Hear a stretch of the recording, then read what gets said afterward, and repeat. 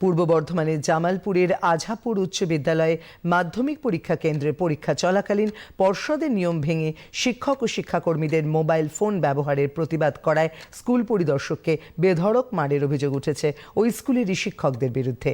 এই ঘটনায় গুরুতর আহত জামালপুর পূর্ব চক্রের অবর স্কুল পরিদর্শক এসআই প্রশান্ত কবিরাজ হাসপাতালে চিকিৎসাধীন। তিনি বলেন, সরকারি স্কুলে সরকারি নিয়ম মানতে গিয়ে এই ঘটনা অত্যন্ত দুর্ভাগ্যজনক।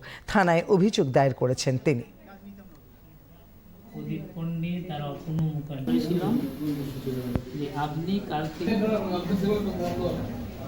আমি গোপালপুর সেন্টারের অফিসার ইনচার্জ।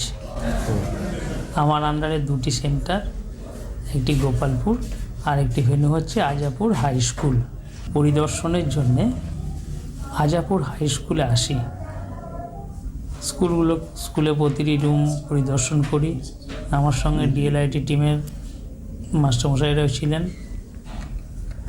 এরপরে স্টাফ রুমে, মানে যেটা আমাদের স্ট্রং রুম, হেডমাস্টারমশাইয়ের রুম, সেখানে আমরা আসি।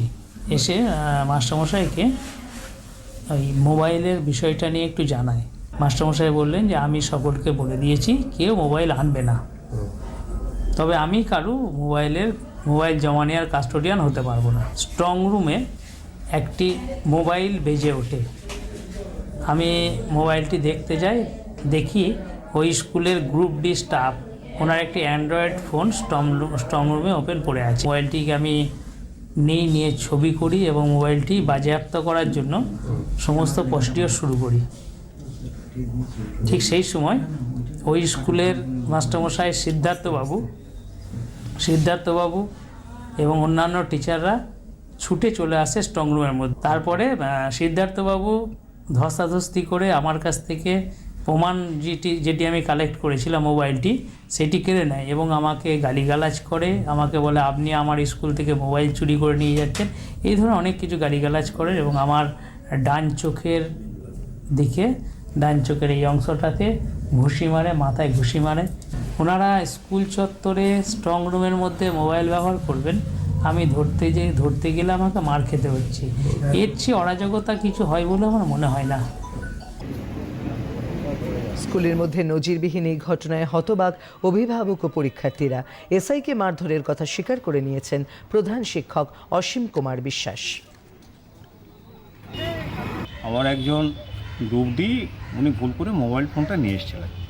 এবার সেই মোবাইল ফোনটা এবার উনি সুইচ অফ করে আমাকে দেননি। আমি নিয়ে ওনার পাশের ঘরে একটা টেবিলের উপরে আমি রেখে দিয়েছি, ড্রয়ারের মধ্যে আমি রেখে দিয়েছিলাম। এবার এসআই সাহেব যখন পরিদর্শন করে সমস্ত রুম পরিদর্শন করে যখন আমার ঘরে বসলেন, আনুমানিক 1:45 নাগাদ, সেই সময় হঠাৎ করে ফোনটা বেজে বসলো। এবার ফোনটা বাজার পরে উনি চিৎকার চেঁচামেচি শুরু করলেন, ফোনটা কে ব্যবহার করছে। কেউ ব্যবহার করছিল না, ফোনটা কেউ হয়তো রিং করেছিল, ফোনটা বেজে গেছিল। সেই ঘটনার পর থেকে উনি এমন জোরে চিৎকার চেঁচামেচি শুরু করলেন যে কয়েকটা রুম থেকে পুরো ক্যাম্পাসের মধ্যে ওনার আওয়াজটা চলে যাচ্ছিল এবং কয়েকজন টিচার আমার রুমে চলে এলেন এবং এসআই সাহেবের সঙ্গে একটু বাদানুবাদে জড়িয়ে পড়েন। তো জড়িয়ে পড়ার পর থেকে এই ঘটনাটা ঘটেছে। এসআই সাহেবও চিৎকার করছিলেন, কয়েকজন টিচারও চিৎকার চেঁচামেচি করছিলেন রুমের মধ্যে।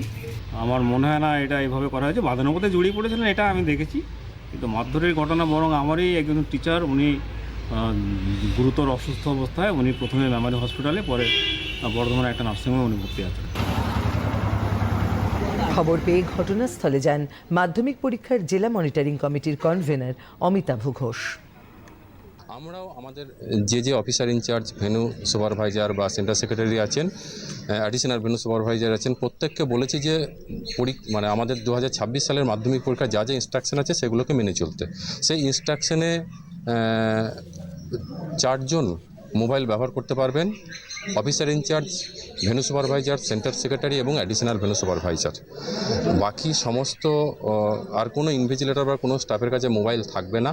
মোবাইল যদি নিয়ে আসে স্কুলে, তাহলে সেটা ভেন্যু সুপারভাইজার বা সেন্টার সেক্রেটারির কাছে কাস্টোডিতে জমা রাখতে হবে। এবার এখানে কি ঘটনা ঘটেছে, এরকম অভিযোগ থাকতে পারে। তো যদি অভিযোগ আছে এবং সেটা যদি সত্যি প্রমাণিত হয়, বোর্ডের যা নিয়ম আছে সেই অনুযায়ী ব্যবস্থা নেওয়া হবে। যদি বোর্ডের নিয়ম মেনে মেনে না চলা হয়, পুরো ঘটনাটাই তদন্ত সাপেক্ষ।